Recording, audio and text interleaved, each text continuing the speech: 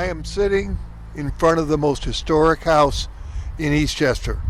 It's the Ward House. Let's go back to 1776. There are 32,000 British troops in the Boston Harbor ready to attack New York. The people of Eastchester did not want to get involved in this war. There were no Sons of Liberty and no committees of correspondence. But the owner of this house was a man named Stephen Ward. He was a town supervisor. He was a patriot. But his own brother Edmund was a loyalist who owned the land where Siwanoy Golf Course and Tuckahoe High School is today. When the Declaration of Independence was read to the people of White Plains, Stephen had his own brother imprisoned. Edmund eventually escaped and fought the whole war with the British. Eastchester and most of Lower Westchester had a budding no man's land with no one in control. A year into the British invasion, the house of Stephen Ward was burned to the ground.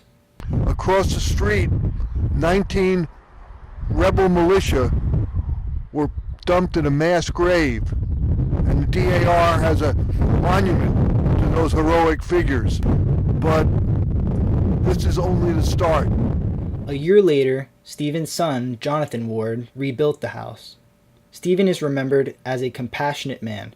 His loyalist brother's wife, Phoebe Ward, stayed the whole war. Even after his house was burned, he told the people who lived here, allow her and her 6 children to remain. At the end of the war, she wrote a sorrowful letter to her husband. Dearest Edmund, what is to become of our friendless children? I have experienced everything but death. Phoebe and Edmund were evicted and forced to leave the country and move to Nova Scotia, Canada. But Stephen returned and was elected to the U.S. House of Representatives, which met in 1796 in Philadelphia. Unfortunately, Stephen died before he could take his seat. But that is only the beginning of the history of the Ward House. The Ward House had been burnt down during the Revolutionary War. It was rebuilt in 1797 by Jonathan Ward and certainly members of the family and friends, and they built it, my understanding is, exactly to spec as it had been before. So it is pretty much, from what we know, an exact replica of what the Ward House looked like when it was originally built. John Hayward bought the Ward House and the surrounding land. He actually established it as a tavern. So he was a businessman in the community and he ran a tavern here. It was also a stop on the stagecoach. So there were travelers who could stay overnight. And it was called Marble Hall. Taverns, from what we know, ran during the 1800s and certainly later. They were owned by a family or a single person, and I bet you it was a pretty exciting time to be in the tavern. The taverns were the hub of the community.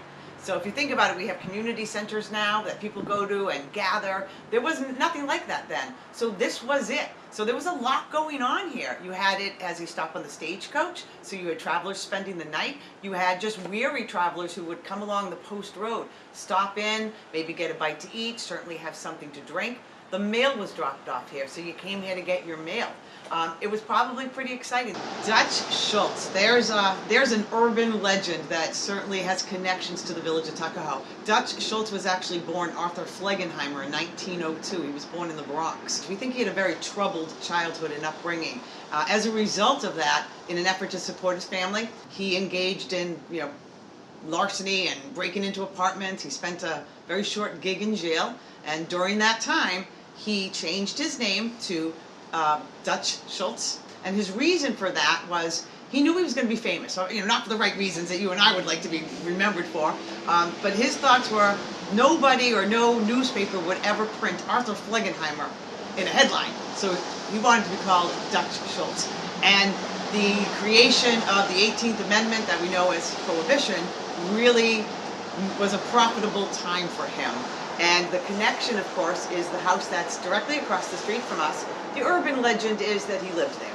And I can't find any connections that he ever owned the house, but I do know this. Just over my shoulder, there's a well.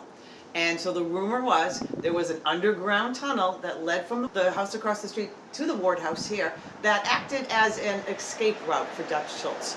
The house serves right now, it's owned by Concordia, so the residents who live here are some of the professors that teach down the street.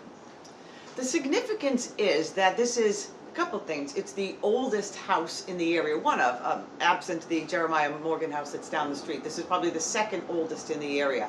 And the events that happened here, the families that lived here, this really speaks to Eastchester's history.